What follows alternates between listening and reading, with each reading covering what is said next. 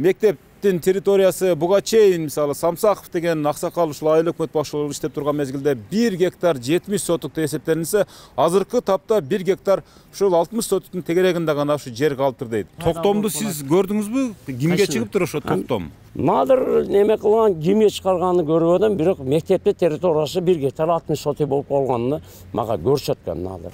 Бул жерлер дагы камок, самок дөкөндөр дагы айыл өкмөткө төлөйт. Сен киришпей эле кой дейишкен айыл өкмөт башчылары. Мектептики келгенде алып койсом эмне кыласыздар? Мектептики деми? Соттошамыз да. Соттошосузбу? Буну энди айыл өкмөтү соткен, ашы первый лицо огян. Лекин канака территория, канака билмадым. Айыл өкмөттөр тарабынан берилген да, сатып алгансыздар да жерди. Сатышкен да. 20 сотукка жок болот. 14 болгондо 2 болот экен айтсаңыз. 2.34 жок болот.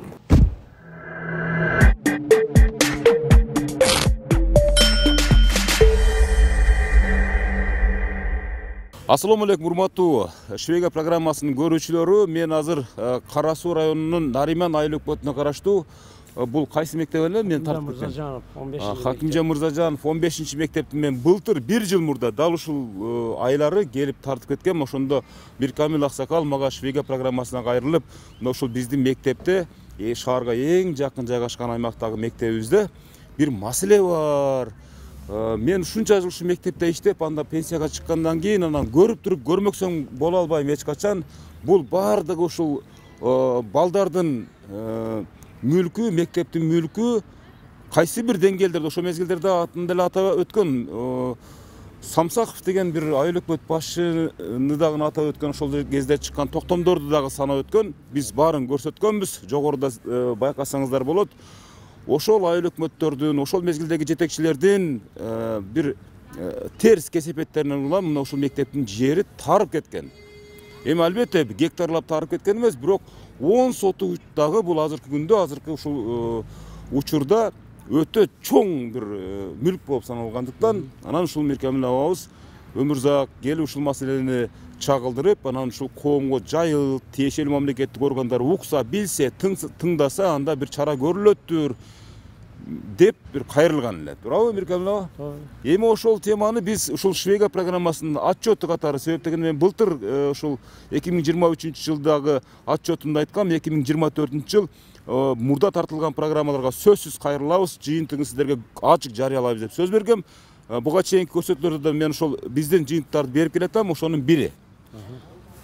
Кара Суу райондук прокуратурасынын атайын өкүлүнүн, же болбосо прокурордун орун басарынын мага берген маалыматтарына караганда, ал өзү мага чыгып айтып атат, Өмүрзак байке, ошол сиздин программаңызга бир отчет катары кирип калсын, бул маселе чечилди деп. Ошол маселенин эң кантип чечилди, кандай жолдор менен чечилгенин Миркамил абадан жакшы билген адам болбосо керек, а?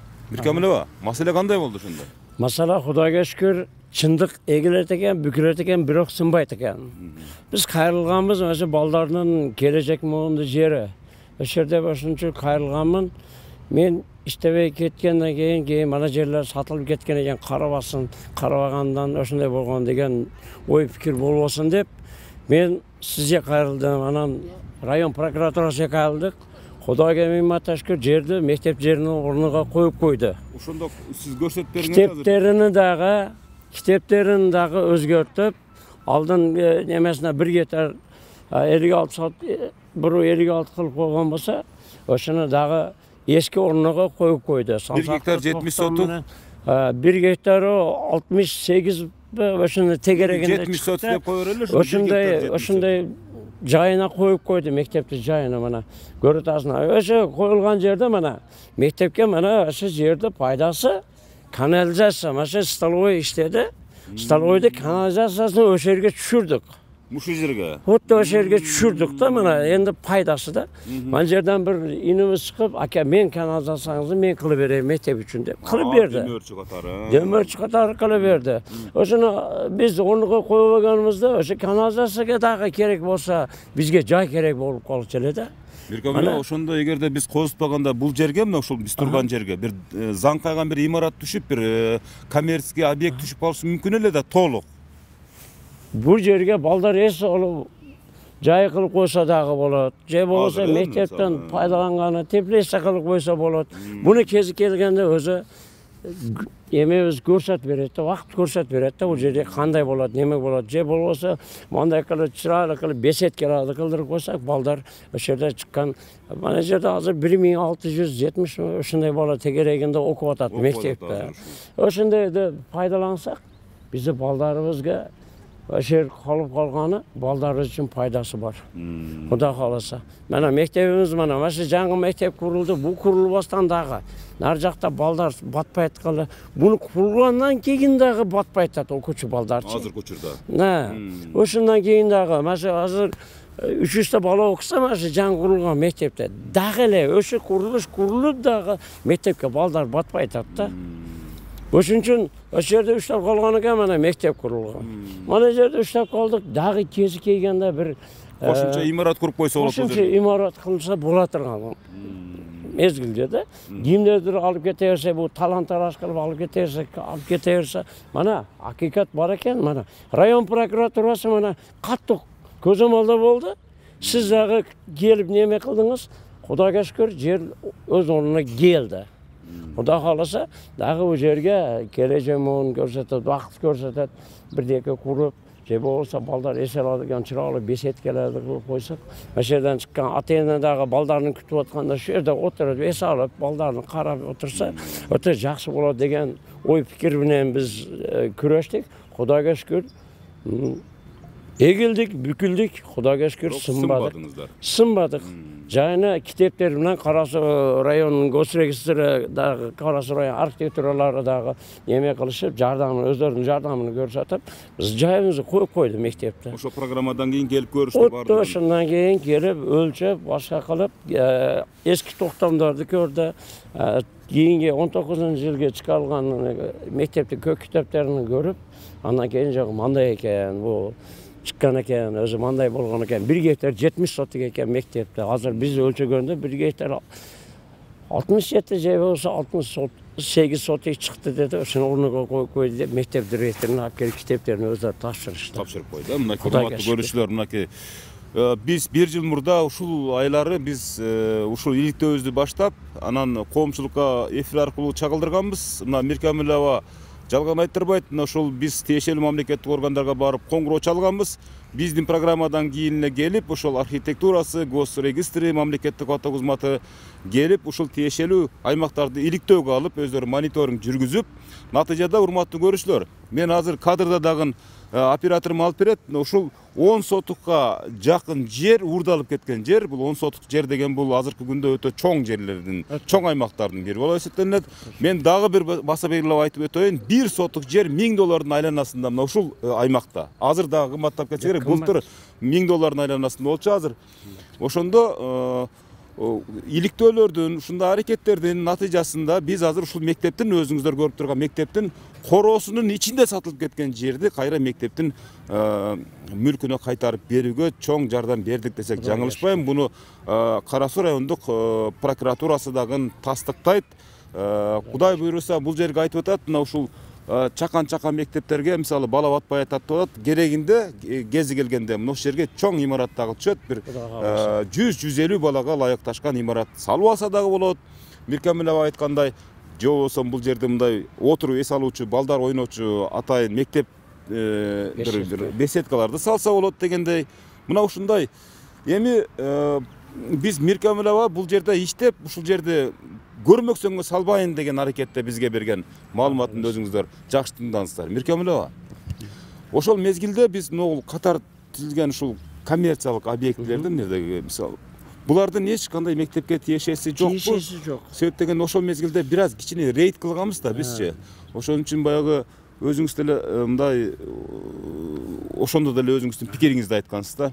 Азыр могул бери качып кеткендер булар боюнча булардыкына 10 кылып берген, маналардыкына 5-ке 4 кылып берген, улар колхоз махалында. Ошо махалында Ленин колхоз Мырза бар, ошондой эле ошо махалында 2001-жылы берилген бул жерлер. Мектеп 2003-жылы токтон чыкканда.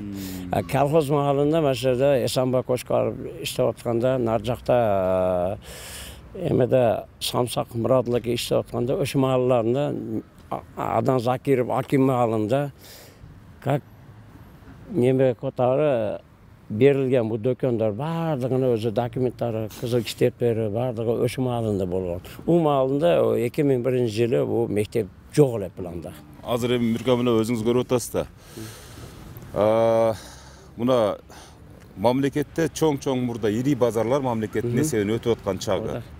Мамлекеттин эсепсиз аймактарын басып ээлеп алган басмачылардын мурда калып койгон кызыл документтери дагы суу кечпей азыркы күндө стандарттык абалга ар бир объектинин жерлери же болбосо аймактары ордуна келип аткан чагы. Урматтуу көрүүчүлөр, буну менен эмне демекчимин? Мен биз атайын асмандан да тартып көрсөтөбүз. Бул мектептер өз негизи түз, мисалы П формасында коро жайы менен ушундай элестетилет да. Бирок мына ушул мектеп мына шахматный болуп кеткенде, мына ичине кирип чыгып, кайра кирип чыгып кеткен дагы жагдайлар бар. Буну дагы жетекчилик эске алса керек деп ойлойм. Мисалы үчүн мына ушуга окшогон объектилерди тазалоо менен Кудай буйруса мектептин айлана тегереги дагы кыйла ордуна келип калат деген үмүттөбүз.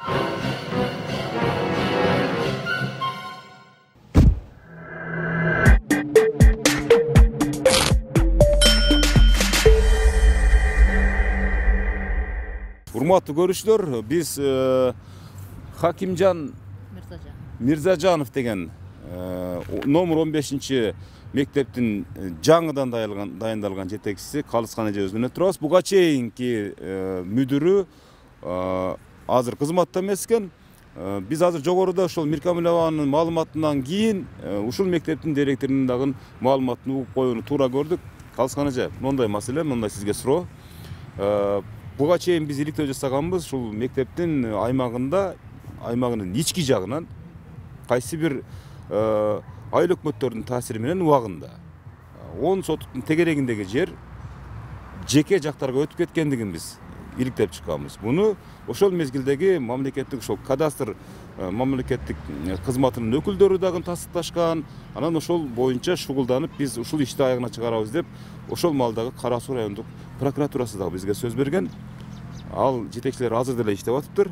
Анан ошол жетекчилердин бизге берген маалыматтарына караганда ушул жерди мектептин балансына өткөзүп бериптир гос акты менен. Азыр сиздин өзүңүздүн маалыматыңыз керек болуп атат. Ушул канчалык деңгээлде ишке ашты? Сиз келип ошого канчалык деңгээлде көңүл бурдуңуз эже? Ушул мен декабрь айында ушул жерге келгенден кийин ошол айыл өкмөттүн жер адистери бүт бардыгы жерди ошол гос актысын кайра түзүшүп бизге кайтарып беришти да. Ошол өтүп кеткен жерлер бардыгы мектептин өзүнүн балансына кайтты. Анан азыркы күндө гос актыбызды айыл өкмөттүн немесинде турат. Жасатып беришти. Эски гос актыны жок кылып, жаңы жерлерди ошого коштуруп берди. Ошо айыл өкмөт тарабынан ишке ашырылды. Ошону сиз мындай бир териштирип көрүңүзбү? Кайсы жактарга кетип калган экен жер? Мындай кызыгып, ушул жетекчи катары бул иликтеп көрдүңүзбү? Иликтеп сурап көргөндө ушул ат тараптагы эле адамдарда да ошо кирип алган да анча жерге. Ошол жерлер эле кайтарылды мына жер. Ушул азыр кайсы могул көркөлөрбү?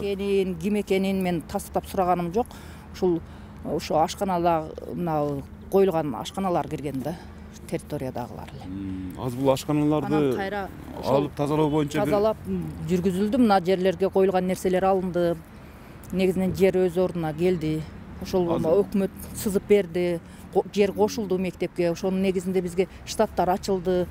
Ошол иш болуп атат. Жакшы эле болду. Но күркөлөрдү таптакыр алып салууга болбойт бекен муну? Мисалы, сиздин мектебиңиздин фонун бузуп аткан жокпу дейм да? Кайсы бир деңгээлде? Бул неме гос актыда жок да бул. Биздин өзүбүздүн территориябызды гана кошуп берген жерлерди гана көрдүк. Калыскан эже, мындай да. Мисалы, сиз ушул огород тармагында көп эле иштеп атасыз да, мисалы. Мектеп дегенде мисалы мындай түз планкадагы жакшынакай чийилген огороддор менен элестетебиз да. Бирок сиздин мектебиңиз мындай да, мындай болуп кеткен. Үстүнкү пландарды да тартып көрдүк да бизчи. Сиздин мектебиңиз мына шахмат сыяктуу болуп кеткен да. Каалаган адамдарга ичкери кирип кеткен, каалаган адамдар мектептин жерин кошкончо сыртка чыгып кетип калган. Анан азыр эми мамлекеттик мурдагы мамлекеттин эсебиндеги жерлер кайра эле ушул мамлекеттин балансына өтүп атпайбы азыр? Мисалы биздин жетекчилерибиз да буга аябай катуу киришип аткан чагы. Муну кимден сатып алдыңыз эле? Сатып алмаганбыз. Анан айыл өкмөттөн берилгенби? Өкмөттөн берилген. Ошо кайсы жылдары? 2000-жылдары. 2000 жылдарыбы? Улам нары кирип кетип атасыздар, бери чыгып кетип атасыздар дегенде. Biz sponsoriyat qilamiz maktabda. Qancha sponsorlik qilib fondlarga endi uni aytilmaydi-ku. Yordam beramiz-da. Tuzgele berasizmi? Bir yılda 500 ming berasizmi? Ha? Erteң hem kokus gelip bul jerde hazır teriştiriw bolot. Bul mekteptiki kelgende alıp koysam ne alasızlar? Mekteptiki de mi? Sotlaşamız da. Sotlaşıyoruz bu. Ha. Özüңüzün balаңыз taşırda okuytku. Özüңüzün balаңыз taşırda okuytku. Yani sotlaşamız da biz Balаңыз üçün sotlaşıyoruz başında siz. dokumentlarni olganmiz da. Jo, balаңыз üçün sotlaşıyoruz banda. Balаңыз aytып атат da misалы, ata bul жерди boşatıp koy, men mektebim nagраждениесі eкен desem, ne deysiz? Bizga shunday elе bergan. Biz Munda eng qimmat yerler go rais bo'lgan. Biz opodalarimiz rais bo'lgan. Mahamadjon aka. Çoğdun baldarı da öyle berip qo'ygan deseniz. Nimaga yo'q? Endi biz opodalarimiz mehnat singanda biz opodalarimiz shu yerda rais bo'lgan. Bul yer mıyzamdı, sizin dükkanınızmı? Mizamda sotilgan odamlar olgan. Biz 4 litsomiz bunu haligi biz Siz de akça satып alısızmı özünüz başka birodan? Birodan akçamizga 4 litso bo'lib sotib olganmiz. Bizga mana shu oldin mayaqdan berilganda, Aylık metre tarafından berilgen de satып algasızlar da jerde. sotishganda, sotishib olganda, men emas, sotib olinganda ber. Municipaldık jer bolup esepterini aların bizge bergen malumatına qaraganda bul jerler hech qanday jekmençik ötböş kerek ele. Mıyzam boyunca dagın hech kaçan al jada kalsa ijaraga daga berilbеш керек экен бул жерлер. Канткен күндө дагы мына ушул Тариздеги катка бар. Азыркы күндө ушул Кара Суу райондук прокуратурасында тергелип атыптыр. Эми бул биз айтып аткан маалыматтар канчалык деңгээлде мыйзамдуу же мыйзамсыз экендигин албетте ушул укук коргоо органдары аныктап бермекчи.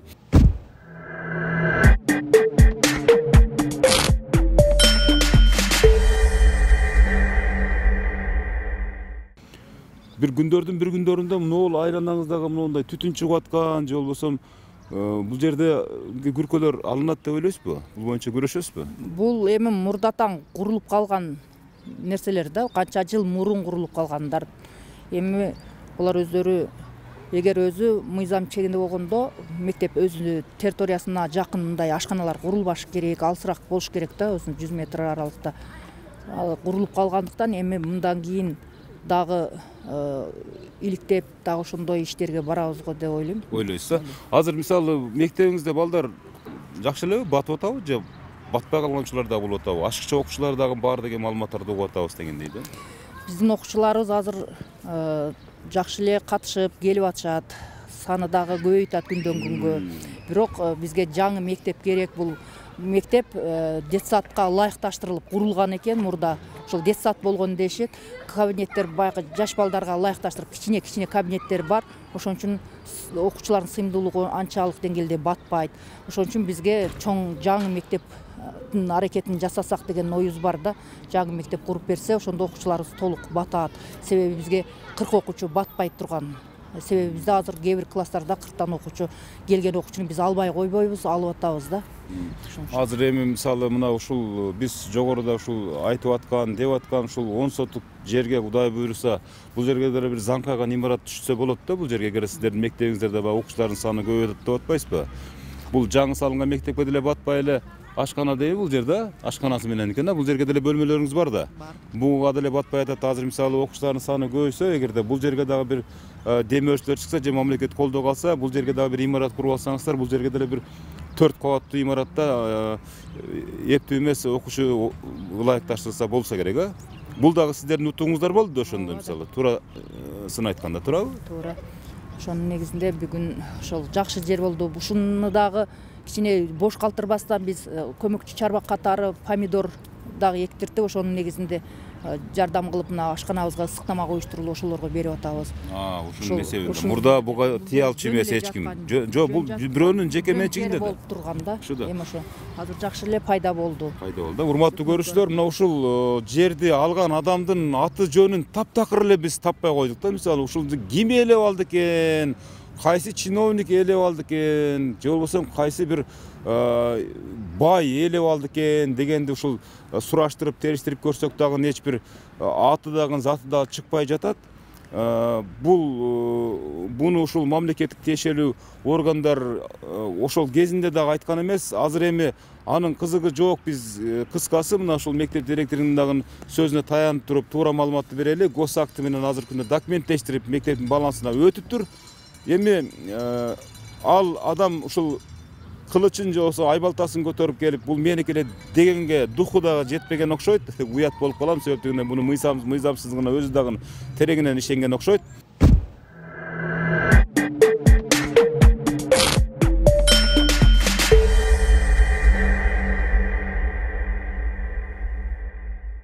Жаныбек мырза, биз мына ушул Хакимжан Мырзажанов деген мектеп боюнча мындан 1 жыл мурда атайын журналистик иликтөө кылып, анан ошол мектептин айланасындагы аймагынан орун алган кайсы бир деңгээлдеги уурдалган жер боюнча тактоо иретинде ошо сиздерге барып дагы кайрылганбыз да. Анан ошол мезгилде биз бул ишти сөзсүз көзөмөлгө алабыз. Бул иш боюнча биз буга чейин деле чугулданып атканбыз. Анан эми ошол күндөрдөн кийин, бир топ убакыт өткөндөн кийин өзүңүздүн маалыматыңызга караганда бул маселе чечилиптир. Биз кече барып жерине барып тартып келдик. Алар айтты, ооба деп сиздерге рахматтарын айтышты. Айыл өкмөткө эми ошол кайсы мамлекеттик мекемелер таасир этсе, ыраазычылыктарын билдиришти, өзгөчө ошол Кара Суу райондук прокуратурасына. Бул иш боюнча өзүңүздүн бир маалыматыңызды айтып. Саламатсыздарбы? Биринчиден бул жерге бул окуя боюнча айтсам 2022 жылы ноябрь айында ошол Нариман айыл өкмөтүнүн Нурдан айылында жайгашкан Мырзажанов орто мектебинин жамааты ошол Нариман айыл өкмөтү аркылуу Кара Суу райондук прокуратурасына кайрылган. Ошол жердеги орто мектептин жеринин аянты негизсиз кичирейип кеткен деген дооматтар менен. Анан ал дооматтар текшерүүгө алынып, баардык ошо орто мектепке тиешелүү архивдик документтердин баары, архитектура, кадастр органынан баардыгы алынып, изилденип, текшерилип, текшерүүдө ошол жердин 5 соток 85 чарчы метр жери негизсиз баягы орто мектептин жерине кириштелбей алганы аныкталган. Анан анын баарын текшерүүнүн жыйынтыгы менен схемалар чийилип, тийиштүү мамлекеттик органдар тарабынан биз тараптан, то есть Кара Суу райондук прокуратурасы тарабынан келтирилген прокурорлук чара көрүү актысы негизинде кайтарылып, кадастр мамлекеттик орган тарабынан орто мектептин мамлекеттик актысына өзгөртүүлөр киргизилип, жаңы мамлекеттик акт жасатылып берилген. Жана ошол жер тилкеси 1 миллион 580 миң сомду түзгөн 5 соток 85 чарчы метр жер орто мектептин балансына кайтарылган. Бул эми баягы бир негизи прокуратура органдарынын бир приоритеттүү багыты да. Ушул сот объекттерди, мыйзамсыз берип кеткен жерлерди кайра кайтаруу, кайра ордуна келтирүү. Азыркы учурда бул план менен ишке ашылчу жумушта. Анан бул 2024 жылы планга коюлган. Именно ушул сот объекттерди текшерүү. Буюрсам бул боюнча жумуш жүрөт. Кыскасы мына ушул Швега программасынын түздөн-түз кийлигишүүсү менен албетте мамлекеттик тиешелүү органдардын, прокуратуранын, ошол госрегистрдин, мамлекеттик каттоо кызматынын, ошол эле архитектуранын, анан мектеп жетекчилигинин аракети менен монтип кайра 10 соттун тегерегиндеги жер мектептин балансына алынып отурган чагы. Бул дагы кайсы бир деңгээлде коомго, элге журтка болгон жакшылыгыбыздын бир учурлары, урматтуу көрүүчүлөр. Сизге чоң рахмат, убакыт бөлүп бизге маек бергениңизге, ишиңизге ийгилик. Эми ушул мектептин өзүңүз айткандай аймактарын кеңейтүү же болбосо окуучулардын саны көп болгондуктан имараттарды салуу менен алектенесиз деген ойдобуз. Бул Швега программасы болду, биз менен кызматташып туруңуз. Эгерде ушул жерде эми сизге көп эле чыкса керек, мезгилинде берилип кеткен жерлердин мыйзамсыз көрүнүштөр байкалса, бизге сөзсүз биз менен байланышып кабарлаңыз. Рахмат. Рахмат. Силерге дагы силердин жардамыңар менен ушундай иштер кайтарылып отурат. Рахмат.